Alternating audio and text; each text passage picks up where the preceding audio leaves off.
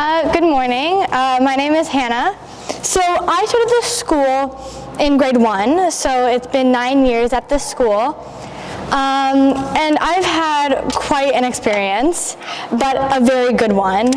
My first year was very easy. I remember it being very fun and amazing balance between work and still playing. The French is amazing, and the teachers are probably my favorite thing about the school. The relation between the teachers and students is amazing. I have a lot of friends out of the school, and they all tell me that they don't hug their teachers or say hi to them every day, and they don't have the relationship that I have with my teachers.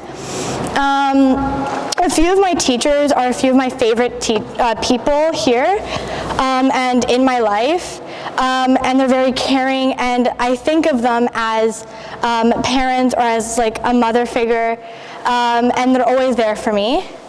The kids are very, very nice, and we're all very supportive, and we help each other if we do need the help. It's just a very positive and inclusive learning environment. One thing that's different from other schools is that we do get quite a bit of homework.